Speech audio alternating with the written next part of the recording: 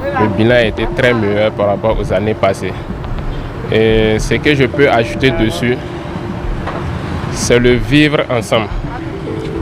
C'est ça le plus important. Est-ce que tu préfères vivre dans une maison où tu es locataire et tu manges du cheddar, du poulet tous les jours? Bon, pour ceux qui aiment le poulet, tu es servi comme un prince, un pacha. Mais par contre, c'est pas toi qui tiens les manettes, c'est pas toi qui dirige.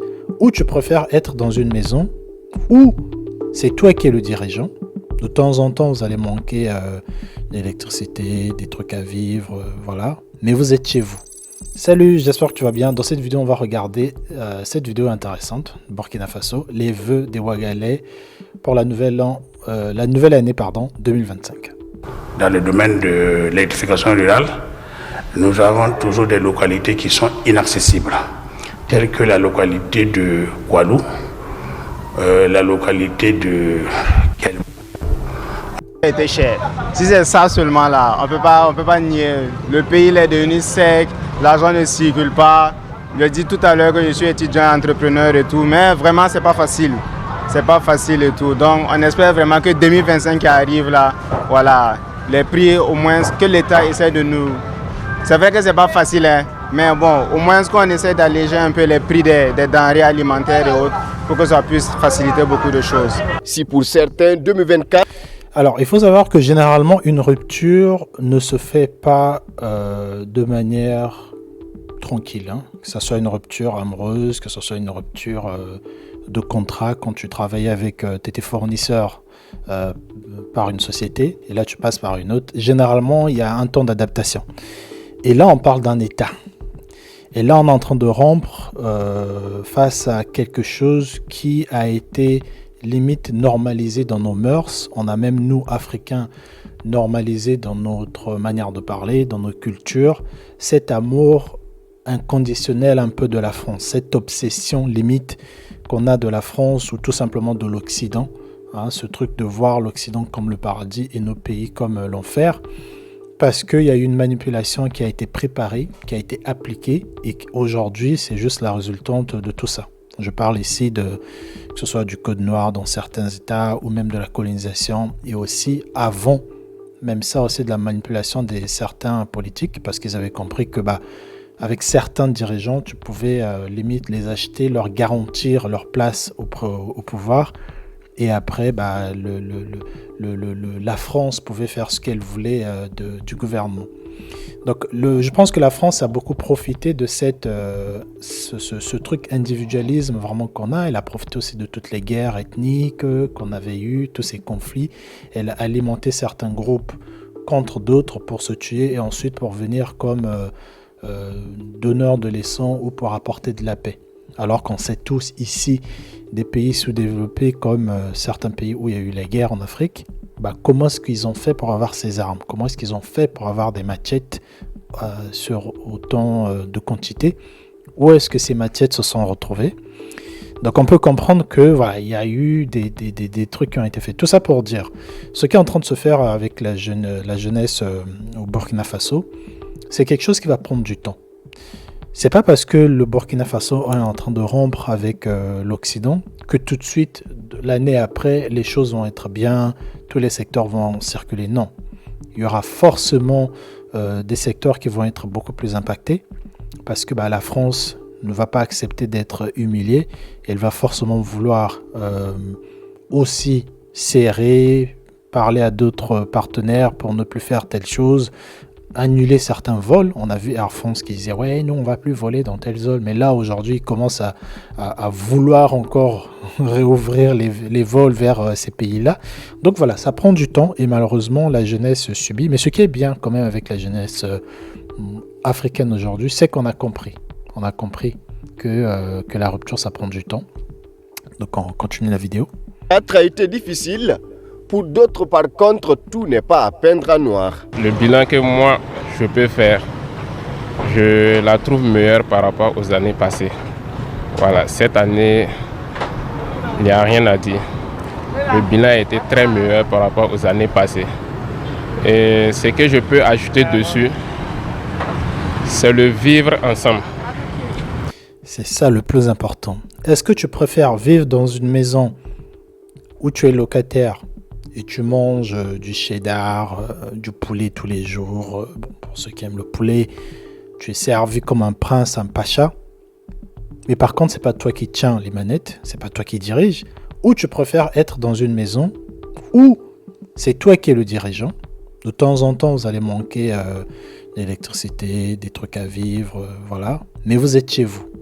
La paix du cœur de ça là.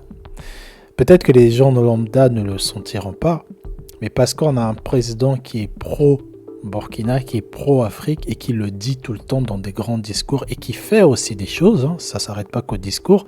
C'est pour ça d'ailleurs que j'ai beaucoup d'admiration pour le président du Burkina Faso, Ibrahim Traoré. J'ai hâte de partir au Burkina Faso d'ailleurs cette année 2025. Je me donne comme défi de partir au Burkina, de rencontrer des jeunes comme ça et de les interviewer. Ça va être intéressant de voir qu'est-ce qu'ils pensent, comment est-ce qu'ils vivent cette rupture-là, vraiment d'avoir le ressenti. C'est pour ça que j'ai voulu qu'on regarde cette vidéo. Voilà, c'est ça qui a manqué. Sinon, le bilan, il n'y a rien à dire. Par rapport à l'insécurité, tout ça, je trouve que maintenant, ça va. L'année 2024, on pense qu'il y a un bilan positif parce qu'il y a l'évolution des choses. En tout cas, on espère bien que la paix va revenir, voilà, parce qu'on voit les mouvements qui se font avec l'effort du président. 2024, c'est fini. Pour 2025, le souhait de Ouagadou. Après, il faut savoir aussi, voilà, c'est une zone qui est beaucoup combattue, que ce soit par des terroristes qui sont instrumentalisés, hein, on sait tous, hein, il y a aussi une vraie insécurité, il faut le dire. Mais ça ne prend pas, c'est pas quelque chose qui se met en ordre en 2-3 mois ou en 2-3 ans. Ça va prendre du temps. Mais le plus important, c'est le mindset déjà du président. Et là encore de l'AES, du coup. C'est des gros territoires. Je ne sais pas si vous imaginez de la superficie hein, de l'AES. Je vous montre. Donc, les 3 pays. Je ne sais pas si vous vous imaginez, les gars, mais c'est énorme. Ces 3 pays-là réunis, c'est énorme. Si vous voyez la superficie là, de ces 3 pays, d'ailleurs je ne sais même pas pourquoi il y a le Tchad ici là. Ces 3 pays-là réunis, donc le Mali surtout, le Niger aussi, et le Burkina qui est un peu plus petit, c'est énorme. J'espère, bon, je ne sais pas si le Tchad va rentrer, mais bon, bref. C'est une grande superficie. Donc des superficies comme ça, c'est pas en un an... avec des nouveaux partenaires et tout, qu'on arrive à stabiliser ça. C'est le retour de la paix au Burkina Faso. On souhaite que l'année 2025, vraiment qu'on sorte définitivement de cette guerre et qu'on retrouve le Burkina d'avant. Voilà, le Burkina de paix, Burkina de joie, voilà, où toutes les populations peuvent vaguer à les occupations. On va souhaiter beaucoup de paix pour le pays, pour l'année 2025, beaucoup de réalisations et puis beaucoup de santé pour tous les Burkinabés et beaucoup de courage aussi à nos forces de sécurité et à tout l'ensemble du gouvernement. Alors pour nos familles, on va souhaiter beaucoup de santé, beaucoup de paix, beaucoup de joie dans les cœurs et puis bonne année 2025 à tout le monde. Merci à toi ma chérie Ouagalaise. Donc voilà les amis, Burkina Faso, c'est un pays qui va, on va voir, ça va attirer beaucoup d'investisseurs de la diaspora de plusieurs pays. Et contrairement à ce qu'on peut penser, parce qu'en France on a l'impression un peu que c'est une zone un peu interdite, l'argent ne circule pas. Il y a certains businessmen français qui sont restés. Hein. D'ailleurs il avait dit une fois le président... Il a dit que je ne suis pas contre les investisseurs qui veulent travailler et payer leurs impôts au Burkina. C'est plutôt le système français sur nous. Donc ça veut dire qu'il y a toujours des Européens, des Africains, d'autres, des Américains aussi qui sont là. Mais ils veulent juste avoir le contrôle, en tout cas, du Burkina. Il y a déjà plusieurs choses qu'il a lancées sur l'agriculture. On voit de temps en temps des vidéos comme ça. Il y a aussi une grosse centrale nucléaire, même sur la fabrication de l'or. Il y a plein de trucs en tout cas sur le Burkina Faso qui est en train de se faire. Et je sais que d'ici 5 ans, 10 ans, on verra. Donnez-leur du temps, soyez patients. Essayons de s'y rendre. Bon, en tout cas, je vais m'y rendre en 2024. Je le dis ici, comme ça je m'engage. 2024, je dois visiter le Burkina Faso. Normalement, ça devrait être assez facile pour aller. Je sais pas, ça coûte combien les billets. Donc voilà, on se retrouve dans une autre vidéo. C'était un petit avis comme ça sur le ressenti en tout cas de la jeunesse sur place. J'aimerais vraiment moi-même m'y rendre, rencontrer des entrepreneurs, des personnes dans les rues, faire des micro-trottoirs. Parce que pour l'instant, j'en trouve pas. Si je mets Burkina Faso micro-trottoir, je sais pas, je pense qu'il y en a. Mais en tout cas, le type de micro-trottoir que moi je veux faire, je n'ai pas l'impression qu'il y en a. On va retrouver beaucoup des trucs d'humour, hein, comme d'habitude, vous savez, hein, des pranks et tout. Mais voilà, il y a la radio qui le fait, RTB, la radio qui le fait. Mais moi, j'aimerais un peu faire un truc... voilà, si vous voyez souvent sur le bilan du président, c'est souvent la radio diffusion de la télévision nationale qui le fait.